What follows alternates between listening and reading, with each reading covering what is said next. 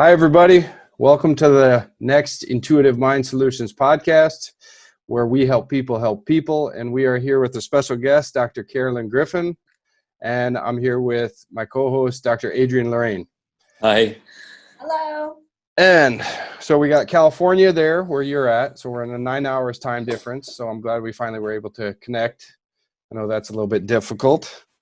And if you didn't already hear any episodes, what we do on our podcast is we just want to shine a light on programs people have that are supporting people around the world. So essentially the tagline from the Intuitive Mind Solution is where we help people is we just want to support the people out there in the trenches that are doing good for people and for the future generations.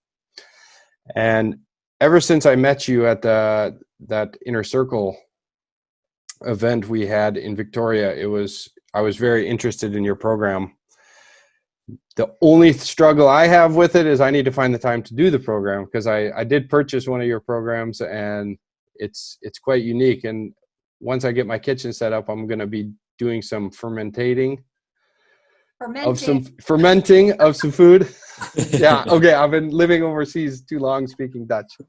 The Dutch version. Yeah. So Dr. Carolyn Griffin is a chiropractor, entrepreneur, author. Did you say a fermentationist? Yes, certified fermentationist. Okay, that's a new word for me. Yep. And she's where in California are you at? So I'm in a town called Santa Clarita, which is about 30 miles north of LA. Okay. So just outside of the fog and smog. We have created some of our own with all these fires, though. Oh, yeah. Oh, yeah. Yeah, that's a very tragic situation that it's kind of out of our control. Just have to see how it goes. So what we do is we want you to be able to take over and tell everybody about your programs. So we see online that you have a few various programs within your myculturelife.com website. Yeah. So anybody listening to this, you can go to www.myculturelife.com, and to find her programs, you just access through the store on the website. Yep. And we'll include a link as well after this podcast in the description of the episode. So the floor is yours. Good luck. Oh, well, thanks. So I am Dr. Carolyn Griffin. I'm a chiropractor, and I've been a chiropractor for almost 25 years. This December will be 25 years that I've been in practice, so I'm very excited about that. But in the meantime, I've also been very interested in fermenting foods, and I've got started in that about 4 years ago. And from there, it evolved into creating a gut health course, because I did realize that there is a connection between gut health and your brain. So there's that brain-gut connection. So it works quite wonderfully with chiropractic. So the two together for me go hand in hand. And so if you take care of your nervous system, you take care of your gut system, then you are going to be a lot healthier than if you just ignored them both. But I did create the gut course, and it's the 5 R's of healing leaky gut. And that's for a lot of folks that might have gut issues, and they are, not able to eat certain foods, or they're feeling bloated or gassy, or brain fog, or, have weight that they can't lose, things of that nature. So when if you have those types of things, then that course would be quite good for you. Now, the reason why I like this one so much is because, like so many people think that if you have a gut issue, then you should immediately just start, eating fermented foods or drinking kefir or drinking kombucha. And that's not always the case, because a lot of people think, well, I just need to load up on probiotics. But what most people don't realize is that if you have a condition called SIBO, which is small intestinal bacterial overgrowth, where there's an overgrowth of bacteria going on in your small intestine. If you eat or drink a lot of fermented foods or have those probiotics, you're actually going to create that as a bigger issue. And so what you should do is actually remove a lot of the problems first, a lot of the toxins, and then fix the gut lining, or what we would call repair. That would be the second R. And then you would revitalize your body and just get your immune system boosted. and then you would renovate. At that point, you're ready to clear out all the bad bacteria, and then you would rebuild. That's the last phase, is when you would actually incorporate your fermented foods. So a lot of people just think gut issue, fermented foods, or load up on probiotics. And honestly, that's not the smartest move, because you can actually do more damage. It's better to go in a certain order. And so that's what the course helps you follow, from step 1 to step 5, basically. And I've got 25 gut healing recipes in there that are absolutely delicious, and things of that nature. So that's what that course is. So anyone that is interested, they can look on that. And the other course that I did create for those who are in phase, the last phase or rebuild phase of the gut course, they want to have and incorporate their fermented foods, but maybe they don't want to break the bank going to the store. Because if you notice, like if you buy raw sauerkraut or fermented sauerkraut, it's a lot of money. Like it can cost a lot. Or go to the store and you got kombucha, it's like $5 a bottle, you know. So I teach you actually how to make it all. And you can go to, on my Facebook page, or my Facebook page, sorry, my website, and I give you the how-tos of how to make everything. But if you wanted me to kind of show you in my kitchen how to do it, that's what the fermented course, the online course does for you. In this particular case, the focus is on fermented vegetables. So sauerkraut, pickles, things like that. And so that way you can incorporate these foods into your diet once you've cleared out a lot of the bad bacteria. So yeah, It's a lot of fun. I've been doing it for a while, and people seem to enjoy it, and I certainly do.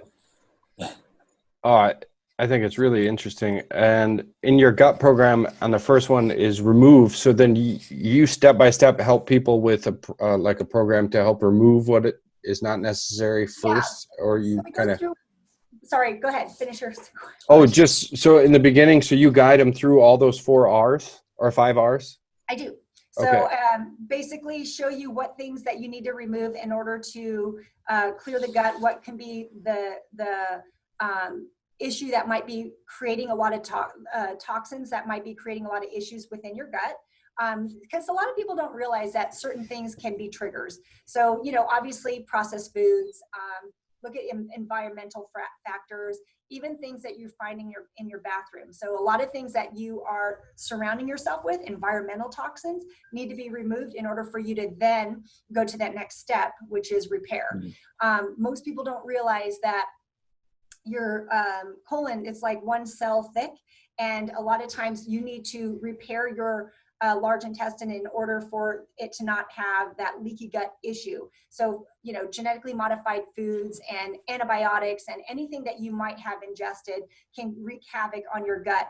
And so by repairing your gut lining, bifidobacterium can actually help. That's a type of bacteria that can actually help repair your gut much quicker. So we go through the different types of probiotics and supplements that you might need first before you go into some other things. So it shows you step by step what you need. Other things that people don't think about when they're thinking about gut health is they're thinking, and you've heard the term maybe prebiotics.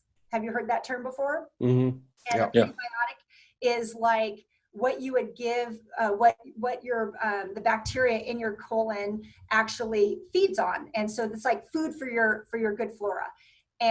But if you're feeding your good flora, guess who else is also eating that? Your bad flora and the bad bacteria. So we actually hold off on prebiotics toward the end, and until that we can clear a lot of that out before you want to start to include that into your diet. Yeah, that's very, very useful, because even the word prebiotics will confuse the people right away, and they'll think they need to do that before. Yeah, so there is, I mean, gut health is super important. I mean, it's still fairly new. I think the Human Microbiome Project started in 2008 or, you know, around that time frame. So it's fairly new. And things change all the time. Like a lot of the research that I was going through, I had to go, you know, I was researching all the science itself, because there wasn't a lot of data just like on the internet. Like you had to like go to and look at these PubMed articles on what they were finding. And for a long time, it was saying that our bodies are 10 times more bacteria than we are human. And they actually found like about maybe just only a year or two ago that that's actually not true. It's actually like a 1.3 to 1 ratio. So it's still closer human and bacteria, but not as big of a contrast as they once thought. So the data is constantly changing, and the research, they're finding things are changing all the time. So you have to just stay on top of it in order for you to have that, to get better quicker. That is very useful, because a lot of people aren't going to be able to do the work that you already did. You know what I mean? Like you're not going to get this information just by Googling something about it. You're going to get a lot of misinformation. You're going to get a lot of things that aren't researched to the latest, to where you're getting the metadata coming out. And as you're saying, it's very important as things change that you have to shift to these changes if new truth comes out. Right. And because now they're tapping into the gut health and how it is connected to even our emotional system and the function of our brain. And with this increase in certain diseases like Alzheimer's and dementia at the young age, I think there's a lot of correlation to the diet that, we've been fed through the cultural conditioning program on how to influence the sickness level in the culture, is what my view is, that they create these diseases based on the effects food have on our body. Yeah, so 90% of serotonin, which is the neurotransmitter that makes you happy, is actually manufactured in the gut. And so more people will get better results by changing their diet than going on antidepressants. And then you don't get those side effects as well. So again, 70% of your immune system is in your gut, 90% of disease stems from your gut. By taking care of that system, your body, you're going to function so much better. Yeah. Super important. Yeah. So I have a question, I guess, it's a really basic question, but why should somebody want to ferment food? And how could you tell somebody who has no idea what it is in a few sentences? How could you just tell them this is why? Because I'll just say it again, because 70% of your immune system stems from your gut. So if you want to be healthy, if your ultimate goal is to ward off disease in your body, then you need to take care of one of the major systems that will help you with that goal. So it's important, if you want ultimate health, you need to take care of your nervous system and your gut system. And so fermented foods, and creating that balance of good bacteria is going to be part of that process. So it's important to incorporate the fermented foods into your diet in order to do it. So, a lot of people think that fermented foods are gross or it tastes vinegary or whatever the word is. And, it doesn't taste terrible, and it doesn't taste bad. And in fact, it actually tastes really great. And especially if you incorporate some of the fun recipes. I always tell our patients to start, if they know that they don't have any other gut issues and they just want to start to incorporate fermented foods into their diet, I always have them start with kefir. And it's a very simple way to get that probiotics into your system in order to start that process. So how yogurt, when someone's on a regimen of antibiotics and they're like, make sure you eat yogurt in order to help the good bacteria. That's like what people are told to do.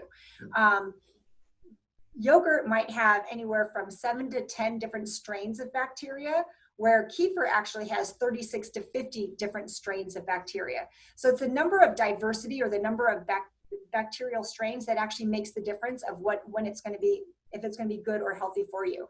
And so the other good news about kefir is that it can actually, once it's in your system, it can actually colonize. And so that's going to help you have more good bacteria growing in your system as opposed to not. So I always have them start with that. Just drink about a quarter cup every day. You're probably going to have, some elimination going on, because it's going to push out a lot of the bad bacteria as it fills up with good. So you might have a little bit of a reaction like that, but it's not a bad thing. It's definitely a good thing to have happen. Yeah. So then I'm going to go into the chiropractic aspect of it a little bit. So in school, we were taught about the physical, mental, chemical stress. So like in our practice over here in the Netherlands, we have a lot where we focus a lot on the physical stress and the mental stress. But for me, in my personal practice, I have a tough time because my knowledge base on the nutrition side and the chemical stress is quite limited. So, you know, after just talking the short time now, I have an idea to where I already have at least 10 to 15 people I'm going to send to your program. Thank you. Yeah. Yeah. And I'm going to try to stimulate that. And I think as other chiropractors that are too busy in their practice, I think this is a super, super cool idea for them to be able to just send them to your program. And from what I see, this is a very streamlined program, to easy to follow and efficient. And it gives you guidance through it as well. And then also you probably could micromanage with their chiropractor too. Is that possible? So what would happen is that the person who purchases it, they end up going into a Facebook group. If they're going through that process and they have any questions, they can actually pose that question and I'll happily answer it for them. And so at least there's some interaction. And so if there's some clarity they need, or if they have a question regarding it, that's something that can happen. And the same thing with the fermentation course, like, you know, there's something to be said about being able to say, you know, is this white film on top of this sauerkraut good or bad, or is it, you know, yeah, I would. Yeah. is this thing growing on top? Yeah. You're able to, like, here's a picture, and then I can talk you through it. Like, you know, that's calm yeast, that's fine, it's normal, scrape it off, no big deal. That's going to be me. Smell it. Actually, dump that batch, start over. That looks really scary. I wouldn't even touch that. So, I mean, there's, you know, with the online fermentation course, you've got access. Same thing with the gut course, because, you know, there's a lot of questions that might arise, and, you know, you're not in it by yourself, and we're definitely here to support you through that process. Oh, I think that's really amazing. Really, really cool. Adrian, do you have any questions? Yeah. First, I want to say I love. I was checking the recipes and I just find a few ones that just look really delicious, like the blueberry lavender or something. That must be the kombucha. Yeah. Blueberry lavender kombucha. Yeah. It's delicious. And yeah, blueberry, blackberry vanilla also, like, it's like looks really, really delicious. And I love your the 5 steps, because they're really logical. It's like the old Chinese saying, empty the cup first and then you fill it in. Oh, again. I love it. Yeah, exactly. That's exactly your steps, actually. Yeah. So I'm going to use some of those ideas for the chiropractic business and for our other side business from that center point we got going on. That's good. Yeah, totally. So my question was, I did once a half talk on supplements back when I was working in Spain. Once I had MD, she was a osteopath too, and I was talking about the probiotics as one of the first supplements you should take. And she said, you know, you should change the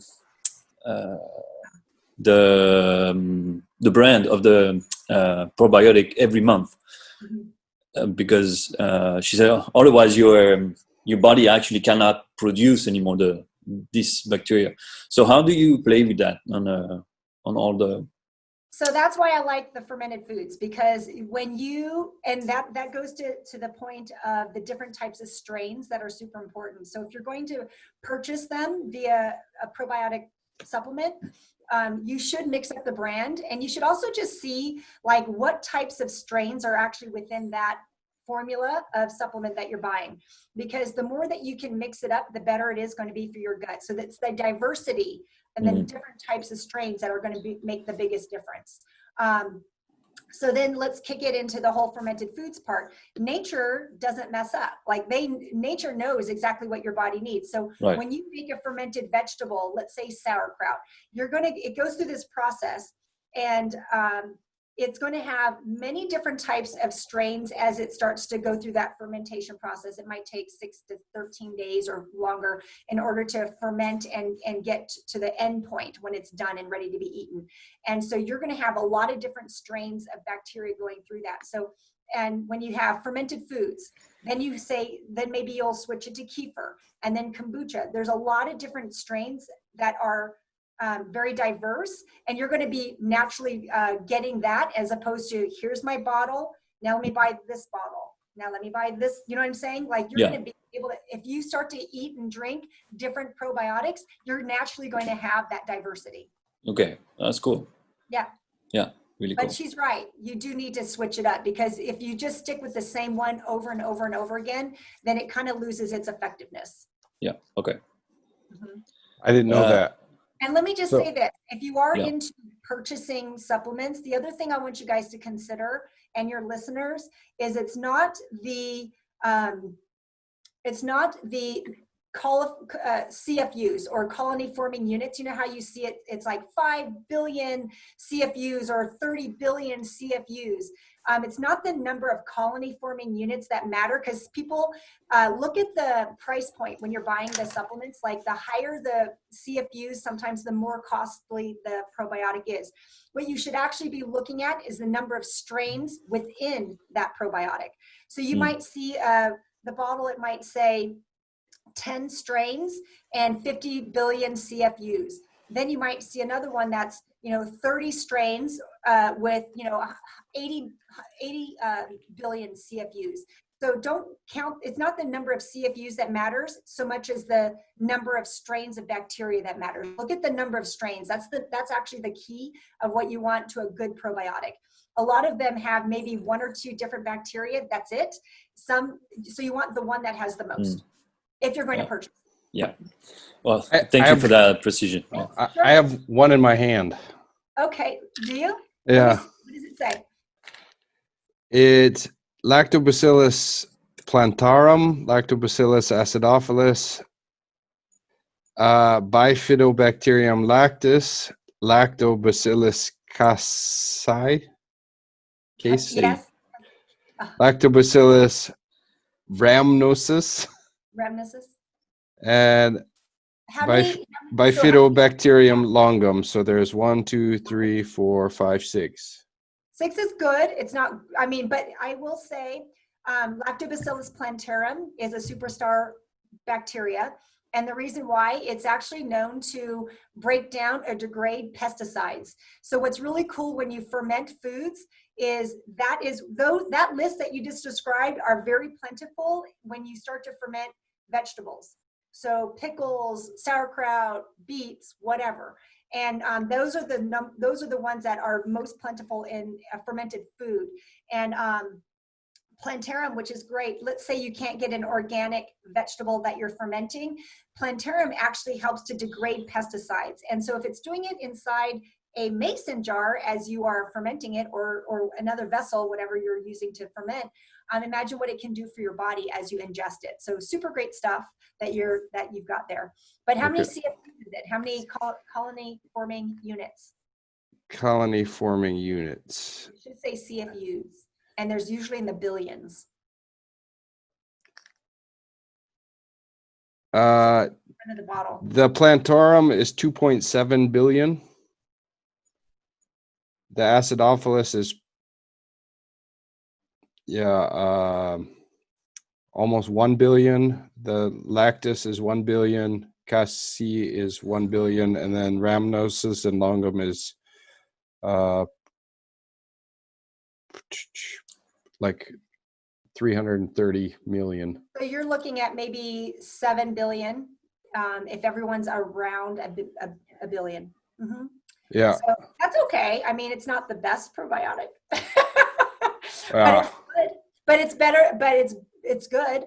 But you will get more if you drink about a quarter cup of kefir and or like 3 or 4 forkfuls of raw fermented sauerkraut.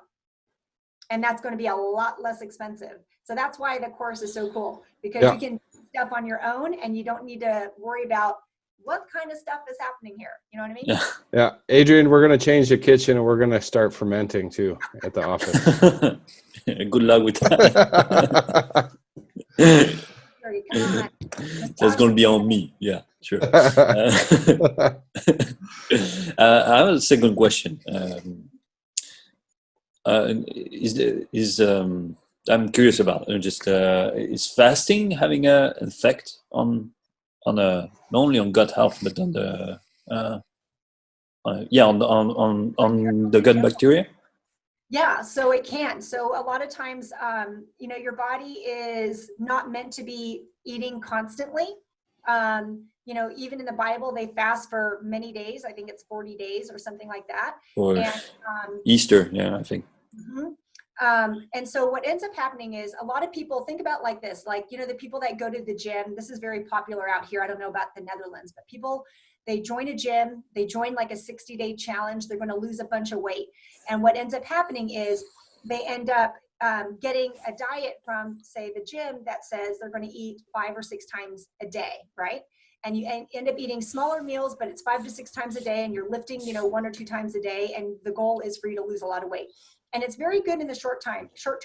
But what ends up happening within a month of doing that, so 60-day challenge, let's say 30 days in, what ends up happening, everyone gets sick. Do you notice that? Like, I've seen it, I've experienced it, and what ends up happening is that because you're constantly eating food, your body doesn't have time to go and clear up a lot of other issues that might be going on in the body. And so because it's constantly digesting, all those enzymes are going in to help with that the metabolic enzymes that are going to go out into the rest of the body to help you heal can't. And so your body ends up wearing down and getting sick. And so a lot of people go through that process. So fasting is a great part of health. Intermittent fasting is great. There's so many different ways of doing it. Eat for 8 hours, fast for 16 hours, flip that. And so that's one way to do it. Some people do 1 meal a day, or OMAD, where they're, fast for 20 hours and eat in a 4-hour window. So there's many ways, but if you can even if you go up to 72 hours of a fast and you do this maybe say once a month or every couple months, your body will go through what we call autophagy. And that's where it's actually going to break down a lot of the old cells and proteins and pull them out of the body. And that way your body can ultimately start to get better and heal faster. So the less amount of time that you're having your body go through that whole digestion process, especially if you're not putting in the best foods, the better. So yeah, I think fasting is a great idea. Yep. Cool. Great question. Any other questions, Adrian? No, that's it. Okay. For me. Before we go to the next part of our show, is there anything else you want to tell the people listening, Dr. Carolyn? No, I just think, just be open-minded to the fact that I think the biggest thing that I see are people are like, I just want to buy it. I don't want to make it. And I get that in the short term because it is, especially if you're not used to it, it can get it can be intimidating to make your own kombucha. It can be intimidating to make your own kefir and your own sauerkraut. But if you just give it a chance and test it out, and I show you how to do it within my own kitchen, step by step, how to make sauerkraut and pickles and green beans and all these other fun things, it's not hard. And at first it might seem intimidating, but when you really just go step by step, it's super fast, it's delicious. You can then make things and give them away as gifts if you wanted to, and it's a lot of fun. So just give it a chance. Don't be intimidated and know that you aren't going to mess it. It's super hard to mess it up. You're going to be fine. It's not hard. It's not hard. If I can do it, trust me, anyone can do it. Yeah, it's fun. It's a fun process. I've been doing water kefir. Perfect. Kefir, yeah, and some say kefir. Kefir, yeah. No, I'm used to say kefir anyway. So yeah. Europeans say kefir. Yeah, it's fun. It's good. It's really tasty. Very good. Yeah. And then I don't know how much time I left it in the fridge, but yeah, at some point it was like maybe it's too sour now. Yeah.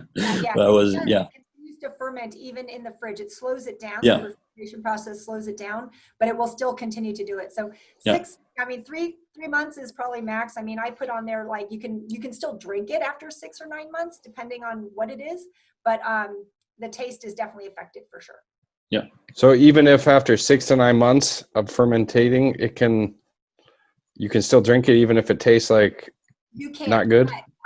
You check it. Check the top. Make sure it's okay. If it's been sealed properly, that's okay. But It's if blue or pink, just if it's something, if it doesn't look right, it doesn't smell right, just dump it. It's not, just end and start over. So there's no rainbow kefir. Nope. That's a good one.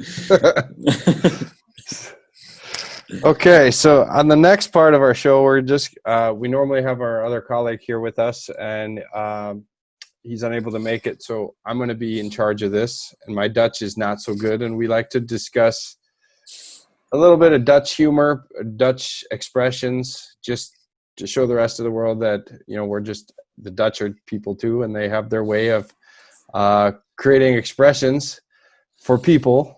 And I think it's just to make fun of the people that are living here that aren't from here. But that's my interpretation of it.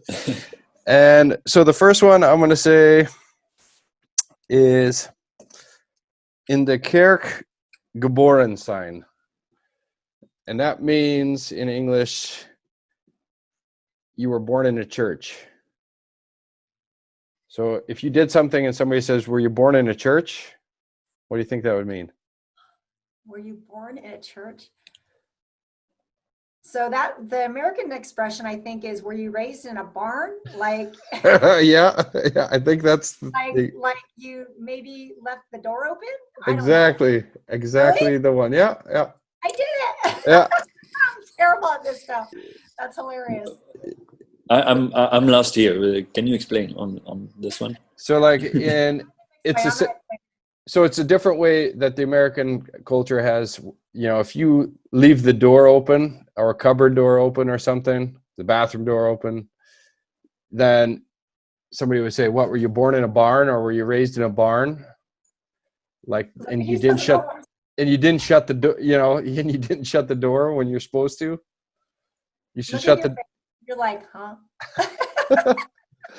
I don't follow. I don't follow the. Yes. The sense of it. So if you were born in a barn, you weren't born in maybe an educated environment. Okay. And in the Netherlands, they don't use a barn; they use a church. Okay. So, and I have no idea why or what that history of that is. Yeah. Nor do I. So the next one is waar het hart vol is, loopt de mond van over. And for my translation means is when the heart is full, the mouth won't shut up. Say it again? When your heart is full, then the mouth won't shut up. So I'm thinking it's like somebody who's in love and they just can't stop talking about that person. I don't know. I think that is, from my interpretation, pretty similar. Like if you talk about something you're passionate about, something you love or someone you love, then your mouth is flowing over. Yeah, you're and over and over. Yeah. I wonder if there's, I don't know if there's a English term or expression. I don't know if there is. Smitten. I'm terrible at these expressions. Yeah. Then we'll give you the hardest one last. And that is, het kwartje is gevallen. So that means that the quarter has dropped, or if the coin has dropped, the coin has fell. Drop the mic? No? No. Nope. The quarter has dropped. Does that mean like you paid your rent? I don't know. That was one of the first ones I learned here. And well, no, not exactly. But what it is let's say you're in a vending machine and you're putting the coins in and it doesn't fall. Yeah. You don't hear it fall. And right. So that means it didn't work or it didn't click. So if it worked, if the quarter dropped, that means it worked. So if you were being explain something. So like when we explained the born in the church or born in the barn to Adrian, and then he finally got it, the Kortje heb gevallen. Oh. So, Like, you know what? I still don't think he got it. No kidding. Wait.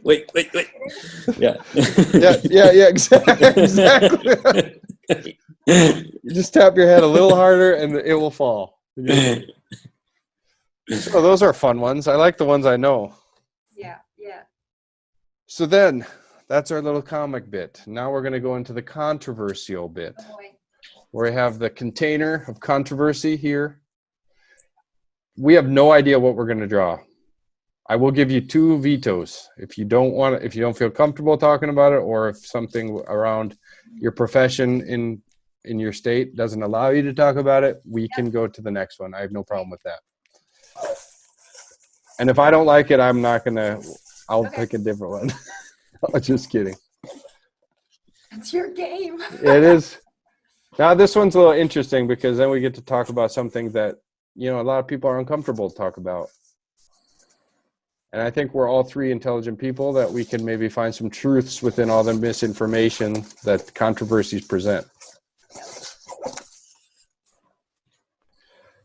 Ooh, this is a big one.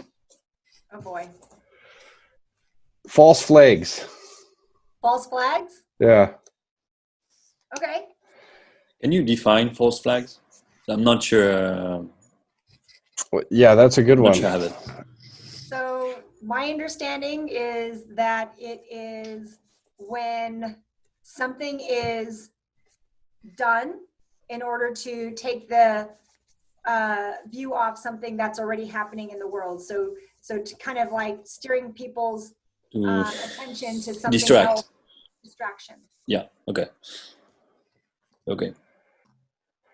So that's a little bit difficult one. I can't remember I put that in there because it's very broad. It is. Yeah. Want to pick a different one?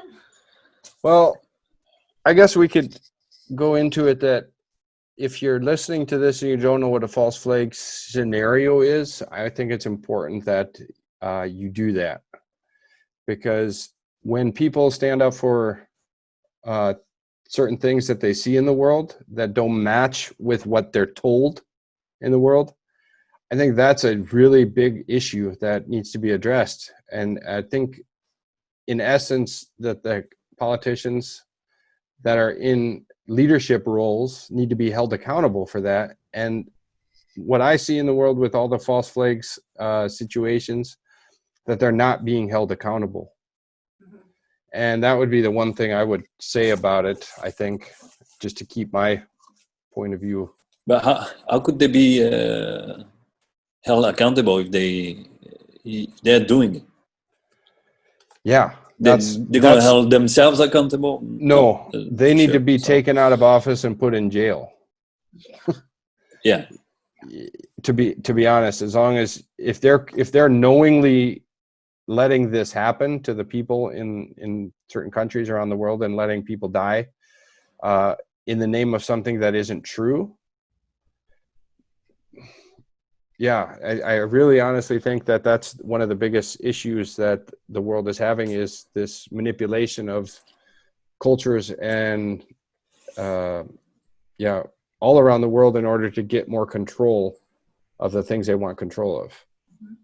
And so a false flag situation would be just like that. So and if some craziness is going on in the news and they need to shift the attention off of whatever negativity is shown about them, something will happen, like a school shooting or some domestic terrorist or something along those lines, plane crash, and then it's like all the news channels stop talking about this and they start talking about that. And that way it's more of a, takes your eyes off the ball, so to speak. And so that's what I'm under the impression of what a false flag is. Do you have, or do you want to continue to talk about it? Yeah, I think I'm okay with talking about it a little bit more. You guys have an example in history of that, of a false flag? So according to what I see here, is an act committed with the intent of disguising the actual source of responsibility and pinning blame on a second party. Okay. And that's kind of what Carolyn said. And that's kind of like creating a scapegoat that isn't actually the truth. So whether it be, if we go into the current situation in the world and you look at the COVID situation, you know, it's crazy to think that they get people, you know, my idea of what's happening and what I see from the outside in looking into the US, and Carolyn living in California, what I saw was you guys were shut down for so long. And whether what I'm talking about next is a false flag thing, but it's still definitely a controversial topic that people don't feel comfortable talking about it. But I never feel uncomfortable talking about things like this, because if somebody's not talking about it, then who will, you know? Yeah. And what I saw is like this moment where and correct me if I'm wrong, but what I saw is that the California people were getting so crazy upset, and they were uniting in a way to kind of do something about this, to open the state back up and protest this closing of the state. And the unity that was created was probably really strong and powerful. Yeah. And then the incident with George Floyd happened. Yeah. So that I lived it. Yeah. And I've experienced it. So I was one of those folks that went up to Sacramento and protested the reopening of California. And we ended up having such a great time up there. And it was everyone from all different backgrounds that basically wanted to reopen our state in order for small businesses to be able to continue to thrive and put food on their table for their family, basically. Even though thankfully we were considered an essential business and I've been open the entire time and I haven't had to shut down, thankfully, I still felt so bad for so many of my friends and neighbors that had to. And so many of them had to shut down to where they literally, it's like from, you know, seeing people to done. Like we're talking, I had a restaurant, friend owns a restaurant, friend that owns a gym, friend that hair, nails, like the whole thing. Like I have friends that have all types of businesses, and it's affected everybody. And so even though I was essential, I felt moved to go and protest. And I've never protested in my life. Like that's not a thing I do. Like I'm not a protester, but this was something where you just couldn't sit back and watch it just go downhill. And then you're right. The thing that did happen with George Floyd did occur, and sad circumstances. No one should go down like that. But it shifted everything from let's reopen to then it was the other protesting, which was more destruction and looting and rioting and things of that nature. And it's interesting because I just was talking to my husband about it. We haven't seen anybody talking about reopening our state anymore. Like that's not even a conversation at this point. And so we're just kind of sitting idle and we're just letting it do its thing. I think people have gotten creative. I'm noticing people are not wanting to be just sitting in their homes. As far as I'm concerned, people are still doing everything they want to do.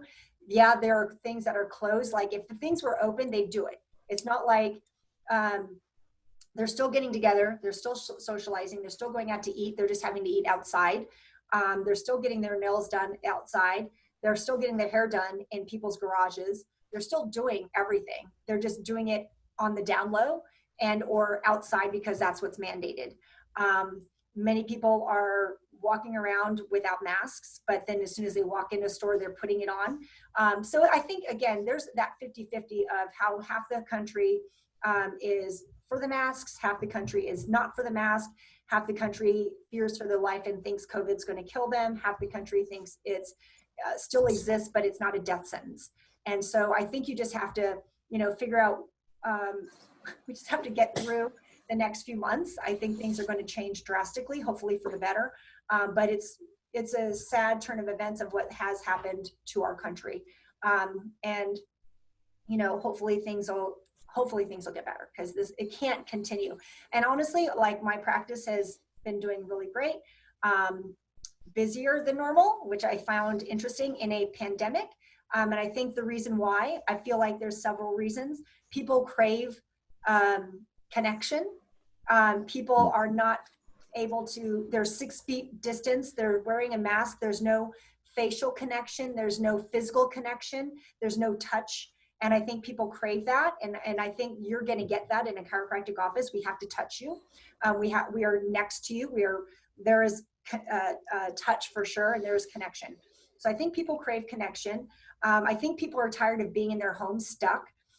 People that can't work because they are stuck at home and or cannot commute to where they need to go, or maybe they are working but working from home, have more time to take care of themselves. People are making their health more a priority, and whatever they were putting off before, they now have time for. So that's another reason I think we're seeing more people.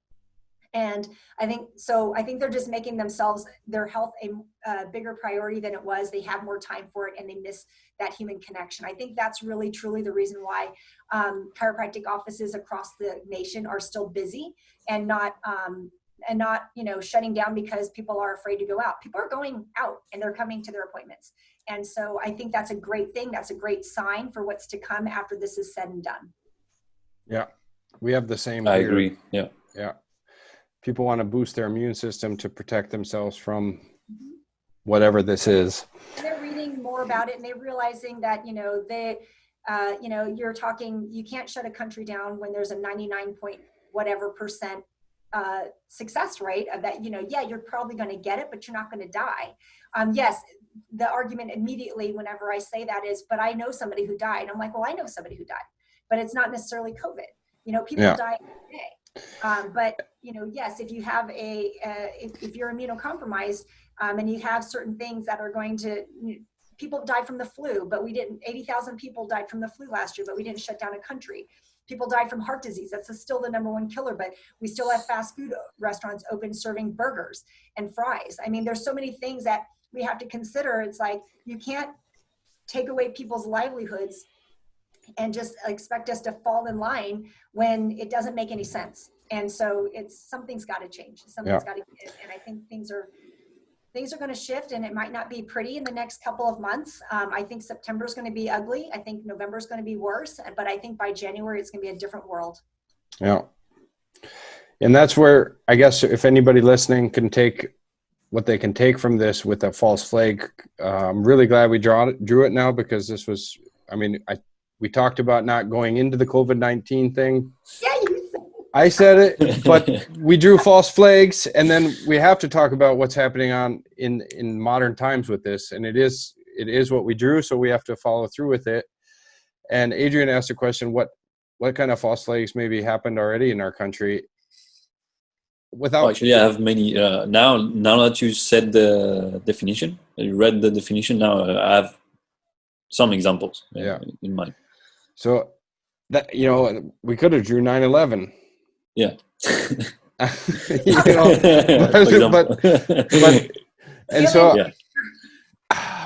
And I just would love for people that are listening to this, just, in a false flag situation, look of it as a magic show is what this mass entertainment system of cultural conditioning is. And look what's going on in the backgrounds. Nobody knew that Hillary Clinton was indicted during some time and had to go to court and had all this stuff going on during the riots. So that was a misdirection as well, to keep the media off that situation and the whole Pizzagate scandal. And do your homework, follow our show. We have a few episodes where we had the Council of Controversy, where we had Ben Brownsberger and Chris Burns, couple guys that are deep in the rabbit hole on finding the truths around all this misinformation. And we're continuing to try to put as much out there so people know what is true, what is not true. And if you don't know, ask questions. Don't just believe everything that the media and the news says, because I mean, because a lot of people, you know, they can, and I don't, how much is truth? We don't know. Like, honestly, there's so much out there. It's like you can, whatever resonates, whatever makes sense. And if it makes you question it, that's good. And so I question a lot of the things that I'm being fed on both sides. It's like, I will just kind of sift through and follow what makes sense for me. And honestly, it's you just got to do what feels right. And some of the things we discussed today might not resonate, but do your own research and figure it out for yourself. Yeah. And if I can take anything away, not 2 episodes ago, we had the Prana Foundation. We had Dr. Tamara and Dr. Monique on our show. They're and lovely. we drew the card we drew then. I got it sitting here right now, is the politics and lobbyists.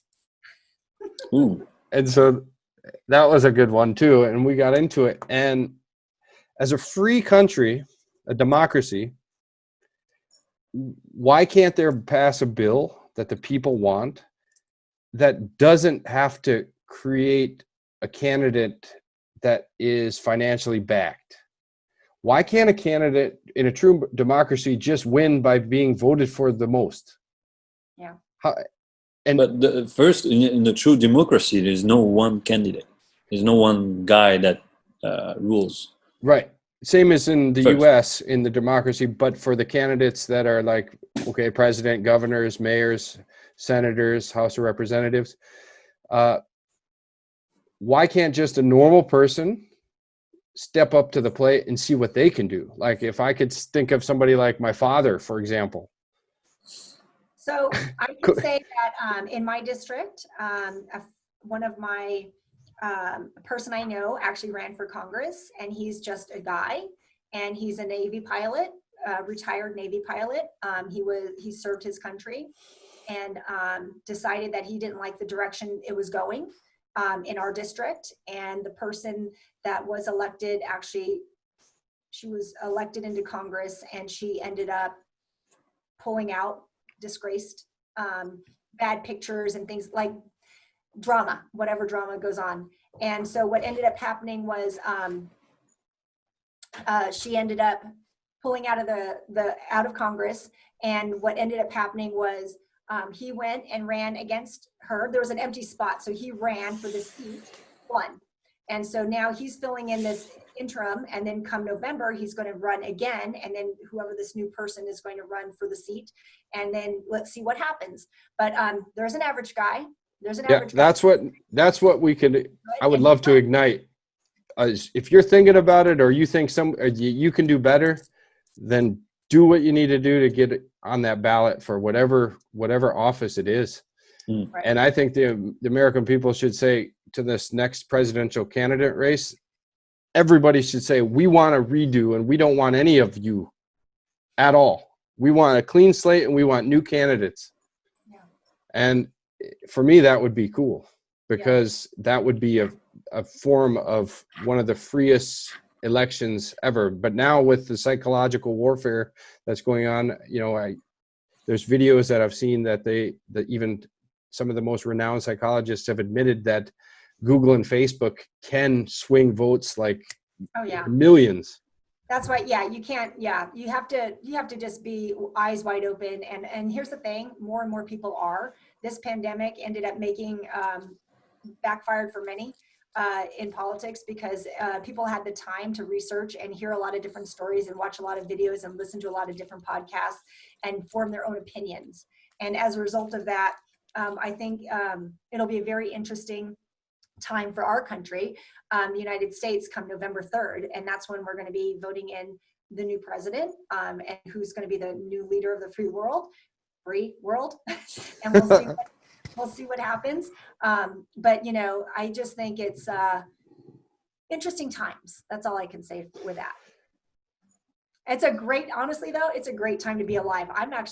It's incredible to be able to witness all of the stuff that is actually taking place. I'm actually excited, and my son and I, he's 20 and my daughter is 17. She's not as interested, but my son is. And it's just really interesting to talk about all the different things that are going on in the world. And it's a great time to be alive to see it, because there's a lot going on, guys. Yeah. I agree. you know? So, and then you guys can quote me on this later.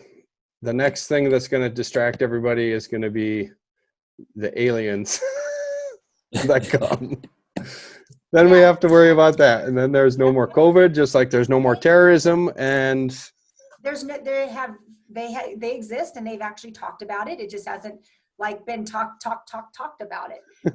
But they exist. And, you know, I would say if you really want to, some interesting reading, check out Stephen Greer, and Close Encounters of the Fifth Kind. Check it out.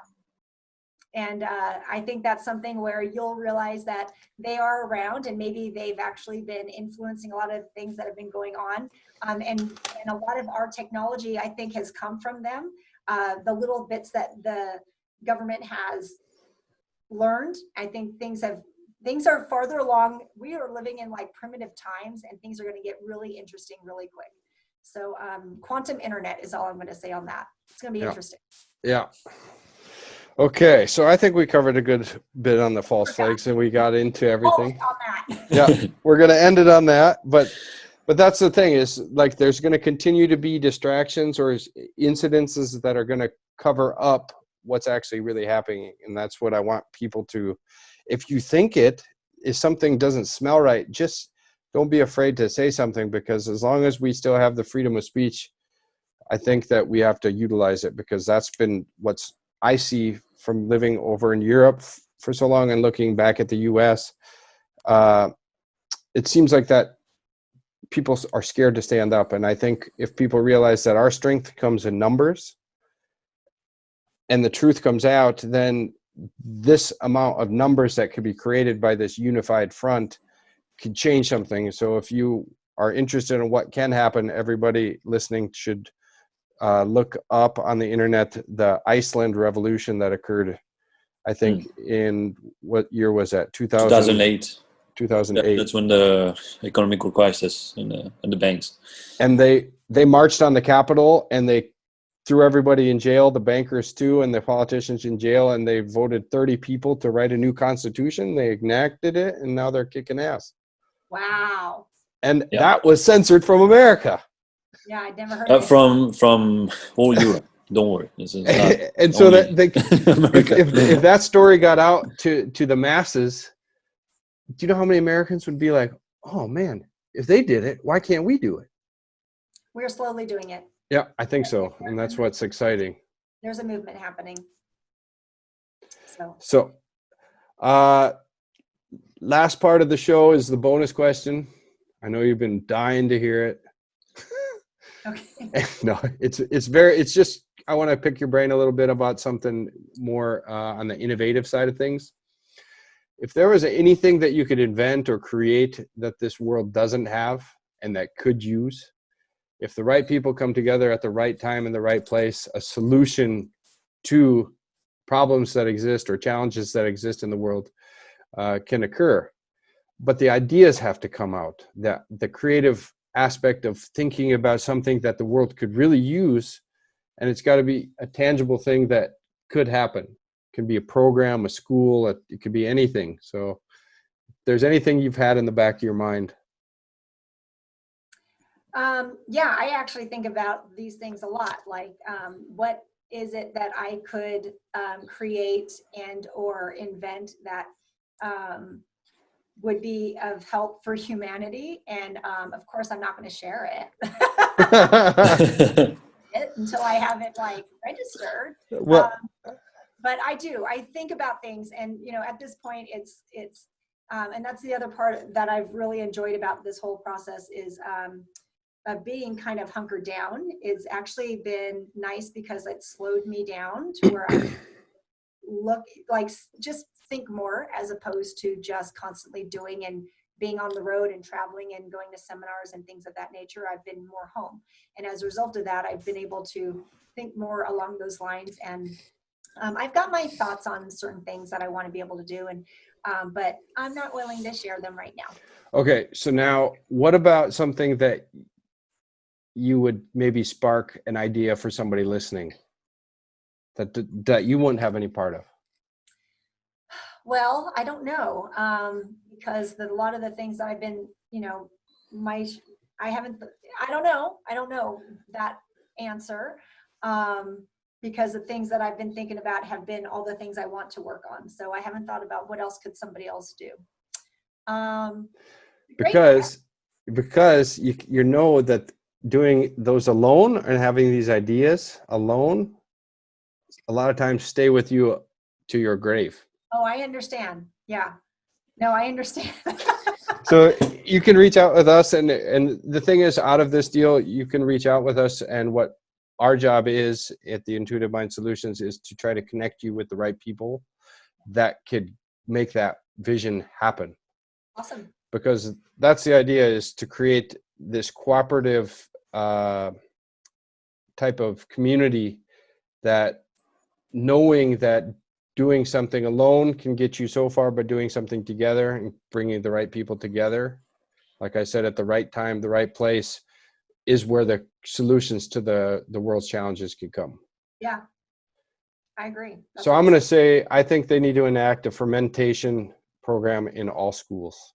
Oh, that would be lovely. That should be home ec 101. See, that's, I think that would be very important, because you'd start them at the young age to get that gut health at perfect their whole life. And school needs to start a garden.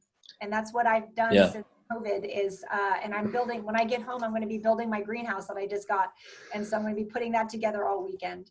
I'm excited about that. So I've kind of gone, and I think that's something that they should be teaching. I think that the kids need to learn how to, life 101. What does that mean? How do they balance a checkbook? How do they, things to invest in, just little things that kids don't even understand. How do you iron? Like, they don't know how to do the basics of life. And so they depend on so many other, to pay to change a light bulb, they pay to, whatever it is, little things that they should be able to figure out and do on their own. And just to be able to function through life. I think that should be a course that shouldn't be taken as like an elective. That should be a mandatory course, just like math, science, and English are mandatory. These kids need to learn how to get along in this world, because what I'm noticing a lot in, like, if I go through and interview young ones that are not young ones, like they're 20s, and they're coming in and they're interviewing, there's so many things like a work ethic that they just don't have. And keeping an appointment, showing up on time, dressing the part. How do you dress for an interview? Oh, I don't know. Well, maybe your parents should teach you, or the school should, if you don't have parents or somebody to teach you these things. And, just the little things in life that will get them so much further if they just had that little bit of knowledge, you know what I mean? Yeah. And yeah, for sure. That should be in the schools once they decide to ever open the schools again. Yeah. Our schools are closed in California, and they're all distant learning right now. So. Yeah, that's also prime time to start that online program teaching people this shit that they need to learn. There you go.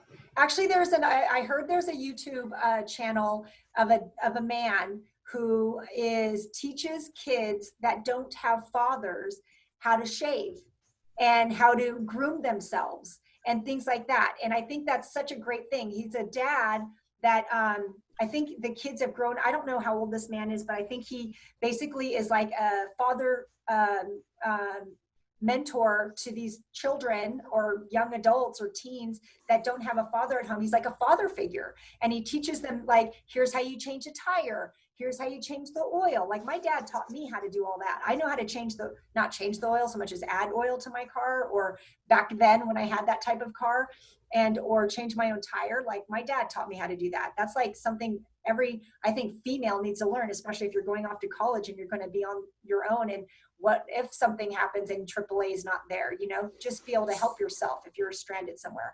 So these are some of the things that this one YouTube channel does for these kids. I think that's pretty awesome. Yeah, that's a great idea. Mm-hmm. And I think having more innovative programs like that need to be put out there. So listeners, somebody needs go to it. Life 101. I'll do it. That's good. I like it. Yeah, super. Yeah. So thank you for the answer, and I will get one of those answers out of you in the future. You just did. So, well, that brings us to the end of the show. And I really do appreciate you coming on and having this conversation. Thank you for having me. I know it's late, guys, but thanks for sticking together. We got it done. Yeah. And also at the end of the call, we have another program we're building, and it's also something we haven't shared yet with people yet. But after the show, I will tell you about it so you can think about it. And then we'd love to have you on our show for that one too. All right.